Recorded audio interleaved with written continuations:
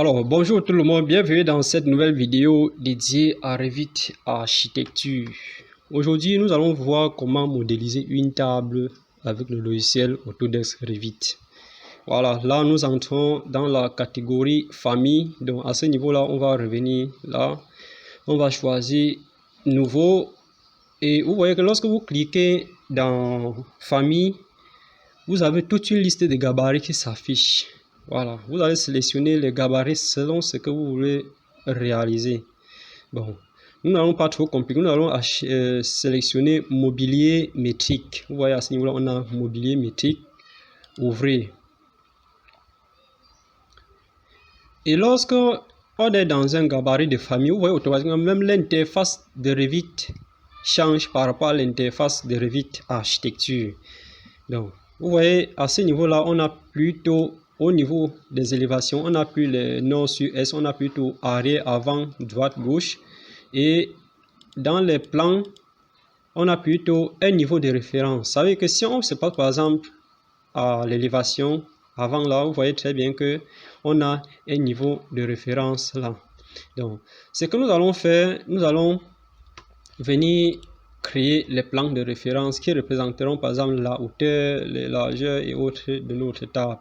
Bon, vous n'êtes pas obligé le plus souvent de faire ça lorsque vous êtes dans un projet, que vous voulez faire un composant in situ. Donc, ce qu'on va faire, nous venons donc à ce niveau-là, on va créer des lignes de référence. Je vais placer par exemple une ligne de référence à ce niveau-là. Bon, mais je conseille le plus souvent de travailler les plans de référence. Donc, dans l'onglet créer, nous allons choisir plutôt les plans de référence. Donc, on met notre premier plan de référence là.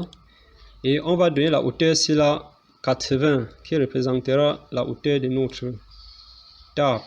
Ah, c'est très petit parce que j'ai oublié, il faut toujours paramétrer les unités. Donc, raccourci clavier UN. On va se mettre centimes. Ok, ok. Bien.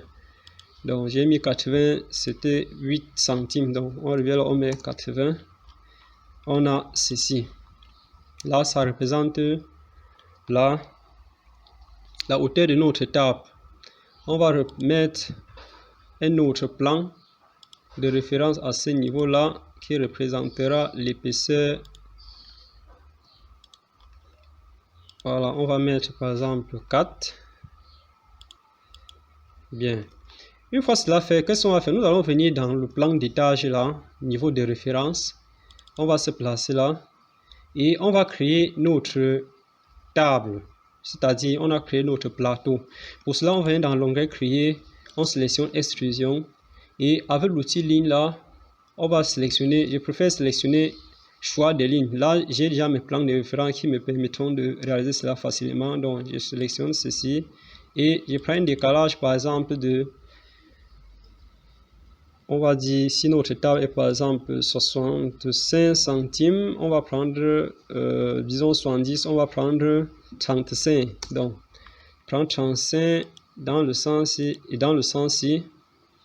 Et si ça a une longueur par exemple d'un 80, il y aurait 90 de part et d'autre. Donc, j'ai ça et ça. Voilà. Avec l'outil raccord, je raccorde cette ligne et cette ligne là, là. Je rappelle que le raccourci clavier d'outil raccord c'est TR, ou bien vous venez dans l'onglet architecture là, vous sélectionnez, on valide. Vous voyez bien que lorsque vous créez les extrusions dans Revit, par défaut Revit vous donne une hauteur de 25. Vous voyez la fin de l'extrusion 25 centimes. Donc si on se met sur notre élévation avant là, vous voyez bel et bien que on a la base à ce niveau là et la hauteur qui représente les 25 centimes. Donc ce que nous allons faire avec l'outil aligner, donc on peut faire ça avec l'outil aligner AL, ou bien l'onglet se trouve ici là, on sélectionne ce plan, on verrouille, on sélectionne le deuxième plan et ceci on verrouille. Donc, si on se met en 3D là, on a bel et bien ceci. Il tient aussi à préciser que si nous revenons dans le plan niveau de référence, on double-clique, vous avez la possibilité de donner la forme que vous voulez à votre table. Donc, si par exemple ici là, au lieu d'une ligne, on met plutôt un arc comme ceci, là, là, voilà. Les deux ici, on supprime, on valide. Vous voyez bel et bien que le plateau de votre table est bien représenté là. Une fois cela fait, nous revenons donc au niveau des références. On va créer les pieds de nos tables. Donc, on revient donc dans l'outil extrusion, extrusion par face. On prend le motif rectangulaire. On va se placer par exemple là. Voilà. On sélectionne avec l'outil miroir. Donc, on va choisir par exemple cet axe là comme axe de symétrie et on resélectionne les deux. L'outil miroir, on sélectionne plutôt cet axe là. Donc, on valide. Lorsqu'on valide, si on vient en 3D, on voit bel et bien qu'on a les pieds de nos tables ici.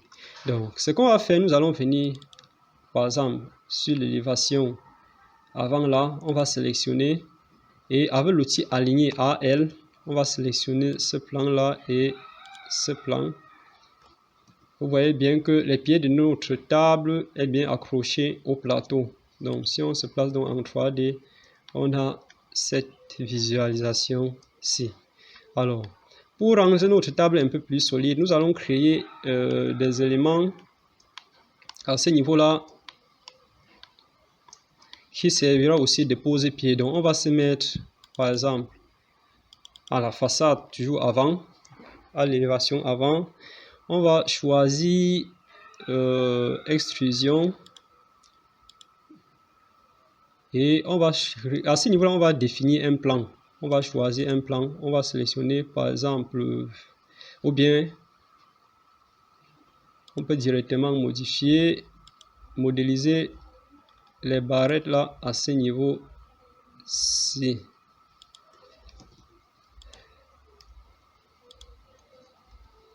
Voilà, on sélectionne avec l'outil miroir. Ici, on sélectionne ce segment. Bon, on va faire un copier-coller. Donc, je veux copier ceci là et venir placer là. Voilà, je valide. Alors, lorsque je valide, si je me place donc en 3D, j'ai bel et bien ceci. Donc, pour rallonger, on va choisir par exemple l'élévation droite.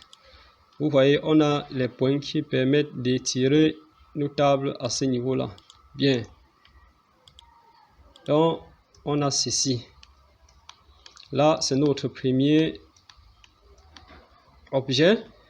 Alors, si on se place par exemple à l'élévation droite, on a la possibilité de créer maintenant l'outil, le support, c'est-à-dire notre pose-pied à ce niveau-là. Donc, on va faire ça. On reprend l'outil créer. Avec l'outil créer, extrusion par face. Et on va faire ceci. L'axe là, on va décaler de 2 centimes de part et d'autre. Voilà. On sélectionne le segment central. On reprend ceci. On met là. On décale de 1,5. Bon, disons 2 de part et d'autre. On valide. Et si on se place donc en 3D, on a ceci. On choisit par exemple notre façade avant. On étire jusqu'à ce niveau, on verrouille. On étire là, on verrouille. Très bien. Donc vous voyez qu'on a notre table déjà très bien modélisée là. Donc on peut venir par exemple dans l'onglet de visuel là, on met en mode réaliste. On obtient ceci. Donc on va bien ancrer notre profil à ce niveau là. Voilà. Et là.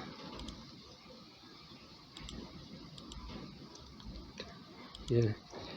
Alors, une fois ceci fait, qu'est-ce qu'on va faire? Vous voyez qu'à ce niveau-là, pour donner un aspect un peu plus décoratif sur notre table, on va faire les bordures plutôt arrondies. Donc pour cela, qu'est-ce qu'on fait? On va revenir dans notre niveau de référence. On va sélectionner l'outil extrusion. Donc créer extrusion parchemin et on nous demande d'esquisser la trajectoire. On sélectionne et on choisit plutôt les lignes. Donc on va choisir cette face-ci, cette face-là, là, là.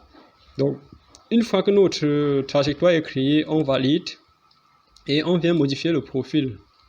Revit nous propose deux élévations, droite et gauche. Donc on va sélectionner l'élévation droite, on ouvre et qu'importe l'endroit où le point chaud de la création se positionne, il n'y a pas de souci. Donc on va venir ici là, on va prendre l'outil d'arc ici là, on va créer un arrondi à ce niveau là, comme ça, et on va clore avec une ligne. Voilà, on valide et on valide. Vous voyez très bien que si on revient là, on a ceci. Donc voilà le principe de création d'une table avec le logiciel Revit. J'espère que cela vous a intéressé. On va modéliser plusieurs autres objets. Laissez en commentaire tous les objets que vous aimeriez qu'on modélise avec le logiciel Revit.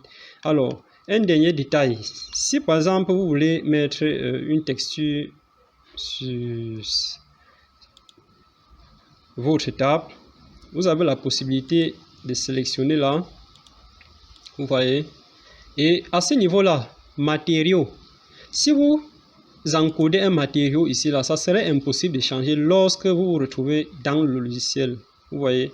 Donc, ce qu'on va faire, c'est que une fois que tous nos objets sont sélectionnés, on va revenir ici, là où il y a matériaux. Vous voyez, on a ce petit point-là, on clique et ce carnet s'affiche. On vient sur nouveau paramètre. Quand vous cliquez sur nouveau paramètre, Revit vous envoie automatiquement ici. On va par exemple appeler table. Voilà, on valide, ok, ok. Maintenant, si nous venons dans fichier, on va faire un test, nouveau projet. On va choisir le gabarit architectural, ok. Voilà, on se retrouve ici.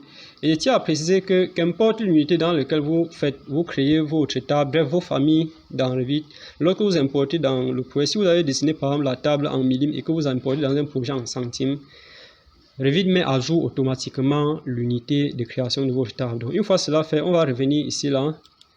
On entre dans famille. On va cliquer sur l'onglet charger dans le projet. Voilà, vous voyez que si on place là, on a ceci. On va se mettre en mode réaliste. Bien. Si nous venons dans la palette, on sélectionne notre table, on revient dans la palette modifier le type. Vous voyez. On a à ce niveau-là, dans la partie matériaux, table, une barre qui permet de modifier le matériau. On va sélectionner par exemple du cuivre là. Bon, là c'est juste un test, ou bien du bois cerisier là. Voilà. On applique. Ok. Vous voyez bel et bien que notre table a changé de texture. Merci, j'espère que la vidéo vous a intéressé. Partagez et n'hésitez pas de laisser en commentaire tous les objets que vous aimeriez qu'on modélise. Merci et bonne suite de formation.